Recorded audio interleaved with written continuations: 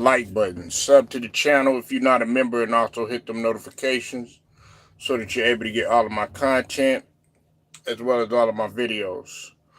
I do want to give a shout out to all of my subs, both my day ones and my new subs too. I thank y'all for rocking with me, and I also want to thank you for the progression of this channel.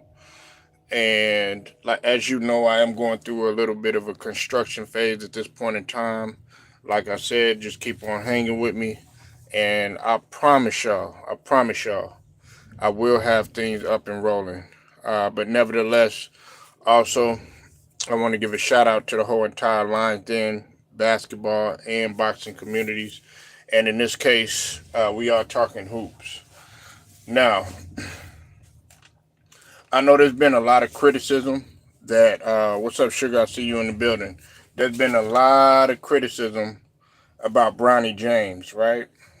And some of the criticism, it has been fair. Okay, we know that Bronny James hasn't performed up to the level of expectations in a lot of people's eyes. A lot of people don't feel that Bronny James is ready for the NBA. I'm included in that. But then there are many people that really don't see it as of yet. Okay, um, and that's fair. That's fair. What's up, Ted? I see you in the building. I understand that. I completely understand that. That's the humanistic side of everything, right? The unknown, not knowing what to expect. However, I must mention again, the NBA drafts on potential. Okay? They draft on potential. What's up with it, Ron? Now, let me say this, okay? Bronny James, as I said, is he an NBA player as of yet? No, he's not. Okay? Does he have potential to be an NBA player? Yeah, he does. He does have a potential to be. It's not to say that he's ready as of yet. But let me go through the list of some of these players who were doubted. And on top of that, a lot of people didn't even think that they were going to pan out in the NBA, plus, much less even survive in the NBA, okay? Now, let's take, for instance, the number one example is DeAndre Jordan, okay? Yes, DeAndre Jordan was tall. Matter of fact, I've seen DeAndre Jordan play when he was at Texas A&M. I've seen him in person, okay? DeAndre Jordan, the only thing that you could probably say is that he was very tall and he had athleticism at best. But his numbers were not great in college, okay? He only averaged 7.9 points, only 4.1 rebounds, and 1.3 blocks.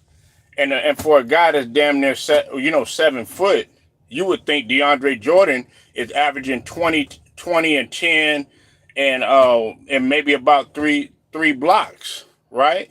He didn't average none of that. And there were NBA scouts that said that he would not pan out in the league. They didn't know what his progression was, right? But DeAndre Jordan, now he wasn't no Hall of Famer or none of that, but DeAndre Jordan did just get a ring with the Nuggets. He was a two-time All-Defensive Team, two-time All NBA third team, and he actually made one time an All NBA first team. Not to include the ring that he got with the Nuggets, right? But this is the guy that they said that would not pan out in the league. They said that he would have to do some time overseas and then come back to the league. Go back and go look it up. Now, another guy who is up for the he's not up for the Hall of Fame, but he just retired, and a lot of people do see him as a Hall of Fame. Rajon Rondo.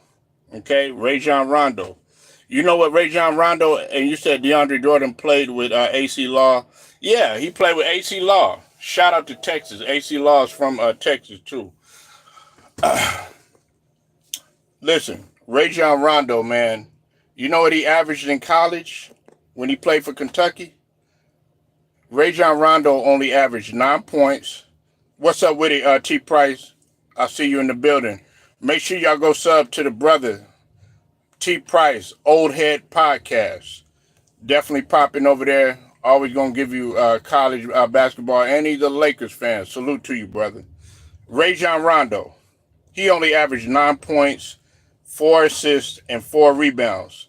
But what was even more shocking, and it also, became evident in the NBA, is that he only shot 57% from free throws.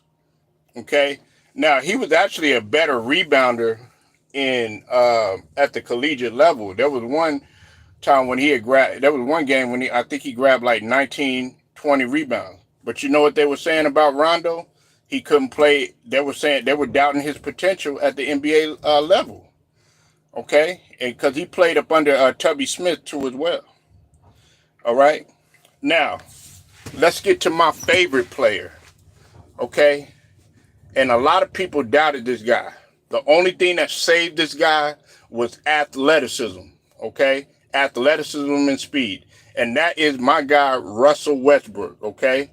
Now, if you remember, they went pretty far with UCLA when it was him and Kevin Love. They were talking more about Kevin Love than they were talking about Russell Westbrook, if you remember that.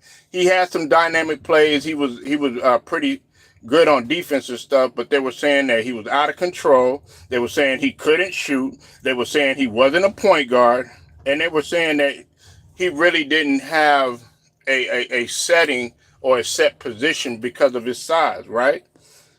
Listen, Russell Westbrook only averaged 3.4 points as a freshman. 3.4 points. Bronny is in that same range. Hello? Now, I'm not trying to sit up here and say that Bronny has the same type of athleticism that Russell Westbrook had or anything like that, but Bronny James can jump. Okay, and he is averaging, I think, 4.8 points or something like that. And Bronny James is a freshman. Okay, his very next year, Russell Westbrook ended up averaging 12.7 points as a sophomore. Okay, yeah, he's got a little bit of a bag, but like I said, he needs time. And I'm going to get to that in just a minute, Ted. Bear with me, bro. But listen, what ended up happening to Russell Westbrook, he was a late bloomer. And on top of that, 8% of offense, 8% of offense came from either pick and roll or isolation plays. That is horrible as a guard. Okay, that is extremely horrible. Plus, on top of that, Russell Westbrook had a small role. He was only a complimentary piece, and he was basically used as moving off the ball or, getting like, steals and stuff like that. They were saying that he couldn't really create his own shot and stuff like that. But the thing that saved Russell Westbrook was his leaping ability, his speed, athleticism. That's what saved him. Okay, and look what Russell was able to accomplish. Now, did he still struggle with some things? Yeah, of course. Has he gotten the ring? No. But he was able to accomplish getting the MVP.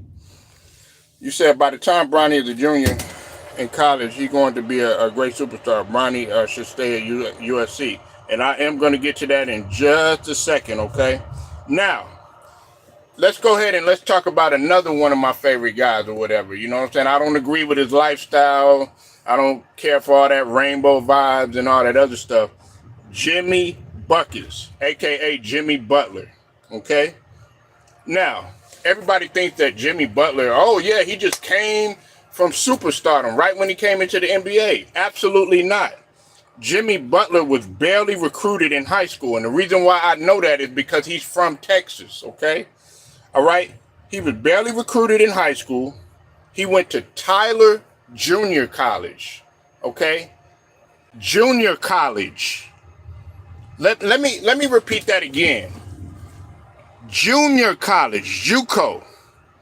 Okay, not a D1, not even a D2, not even a D3 out in this mother. He went to a junior college. He only averaged 18 and 7, right? And guess what? To make matters worse, Jimmy Buckets wasn't even ranked in the top 100 in junior college, in JUCO, right? But he ended up receiving a scholarship at Marquette, and he went on to average 14.7 as a junior, and then went on to average, I think, 15.7 as a senior. Okay, those numbers ain't jumping out at you. But look what Jimmy Butler was able to accomplish in the NBA. Getting to a finals. Being able to lead the team, lead the Bulls for some time when Derrick Rose he got hurt. You know what I'm saying? Got the name, like Ted has said, playoff Jimmy. Okay? You ever maybe thought want to do something else other than basketball? Queen, absolutely, you on the money. I've often thought about that. Do y'all think he's pushed to be a star? Absolutely, and I'm going to talk about that in just a second, Queen. All right. You said Jimmy's a great player as long as he stay in Miami. He finally got a ring. Jimmy is good player, a Hall of Fame coach. Yeah, absolutely. Now let me keep going, okay? You had a handful of other guys, all right, and then I'm gonna get to everybody, especially what Sugar had just said. Listen, you got guys like Kyle Lowry. Kyle Lowry was real good in college, okay? But a lot of people question what he was going to do in the NBA because he only averaged 11 points coming out of college, okay? He played a traditional role of a point guard, but many people were wondering if he would excel in the NBA. Well, guess what? He was able to go ahead and many people think that it was Kawhi the leader on that Raptors team. Let me say something, right? I think many people notice, especially a guy like my guy T Price, right? Um, Villanova, right? When he was at Villanova, that guy was already a natural born leader. When he carried that over, of course, he played for Houston. He played for some other teams too as well. But the Toronto Raptors really solidified his legacy because he was the leader of that team. He wasn't necessarily the best player, okay? Because even some people feel like Fred VanVleet was a little bit better than Kyle Lowry, okay? But as far as the leader, natural born leader, capability, floor general, holding people accountable, Kyle Lowry was that dude, okay? Don't got to be the most talented guy. We already know who that was, and that was Kawhi Leonard, all right? You had a number of other guys that didn't really stand out to you in college. Chandler Parsons, okay? Chandler Parsons, he had received an award, and guess how many points he averaged? He only averaged 11.3 points and 7.8 in college. But guess what? When he got to the NBA, he was averaging 15 and 5. Okay, everybody remembers Chandler Parsons when he was playing or whatever. You had Devin Booker. I know. Some people gonna be like, "What? Devin Booker? How can you say that? He was da da da da." He only averaged 10 points, and he came off the bench. If you remember that with Cat and them, okay, and Willie Cauley-Stein and all them, they were looking at them as the NBA players. They weren't even looking at Devin Booker, right? Let's keep going. Ben Simmons. I know some people's up in there. Man, how can you say Ben Simmons? He was the next LeBron James. And da da da da da. Yeah. They not gonna compare nobody to LeBron James with an 18-3 record in college. He missed the NCAA tournament, and plus they questioned his drive, his competitiveness, his passion, his work ethic, and his confidence going into 2016. On top of that, he was hurt coming in. Okay? So, the reason why I mention all this, man, is because, again, everybody knows this. It's not how you start. It's how you finish that motherfucker. Am I right, T Price? It's not how you start. It's how you finish. Look at Kobe Bean Bryant. God rest his soul. Right? Some people were telling Kobe he ought to give it up. He shot 2 air balls. Came straight from high school. They're like, Jerry West, what are you doing? Lower Marymount was one, high school in Philly was one thing, but this is the NBA. Guess what? He became one of the greatest players. Some people feel like Kobe is the greatest player to ever do it. Right? Come on now. You're being too hard on Bronny. Not even a couple months removed from damn near losing his life. Didn't have no training camp. He's playing in one of the most toughest cities that you could play with. We always talk about New York. Everybody talk about Chicago. Everybody talk about DC. Everybody talk about all these other places. LA is the cream of the crop. When you talk about Venice Beach, when you talk about the Drew League, when you talk about playing in Poly Pavilion, when you talk about playing in LA, when you talk about Compton, Inglewood, all them places, when you talk about B. Diddy, when you talk, I'm saying there's a lot of talent that comes out of there, and much less you're already talking about the Lakers. He's right next door to them. You talking about him playing up under, a billionaire father who everybody is talking about, scrutinizing every day under a microscope. If it's not talking about LeBron James, they talking about Savannah. If they not talking about Savannah, they talk about Bryce. They talking about LeBron. They talking about his hairline. They talking about this. They talking about that. Man, what you think, man? He under pressure every day. You think that he's not dealing with enough? Now, let me address what Sugar was saying. I have thought about that. And what Sugar basically was asking, you ever think that Bronny really doesn't even want to play basketball? I've sat and I've thought about that all the time. And I've often said, I've like, maybe they are being too hard on this kid. LeBron James, I've already given smoke to LeBron James about trying to put pressure to play with his son and stuff like that. Maybe it's Bryce that wants to play, not him. But he's a grown man. He's grown enough to get in a room with his father and be like, look, I don't want to do this. But they haven't had that conversation, obviously. And obviously, speculation is that he's going to get in the transfer portal. If not, stay there, continue to develop. 1 year, 2 years or whatever, come back, and now you're cooking with grease. But what I'm telling you, it is unfair to judge him off of a guy that did not have any type of training camp or limited play, did not play no training camp, was really just trying to get his health together and everything. And then on top of that, we're putting all these unfair expectations on him. He's not LeBron. Neither is Bryce. Neither will his daughter probably will be. LeBron is a once in a lifetime generational talent. Exactly, Ted. It took 5 years for Jermaine O'Neal to develop. Bronny is a gamer, loves video games and stuff like that. Man, let the guy be a young man. Think about what you were doing at the year of 17, 18, 19, especially as a male. I know, man, when I was 18, 19 or whatever, man, everything that was moving. But I'm going to leave that alone. But what I'm saying is, man, let the guy, man, develop, man. Let him make his mistakes or whatever. You know what I'm saying? And I just feel like, man, it's not how you start, it's how you finish. And you got to look at some of those examples right there. Some of those guys that I mentioned on there are Hall of Famers.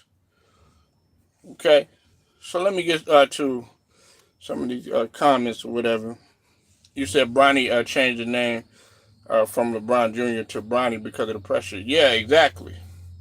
And Matt Moses, I see you in here.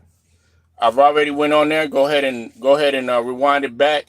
But like I said, it's not how you start, it's how you finish. Yeah, LeBron can't no nigga live up to that unless you a nigga like Kobe. Yeah, exactly. Exactly. All these unfair expectations.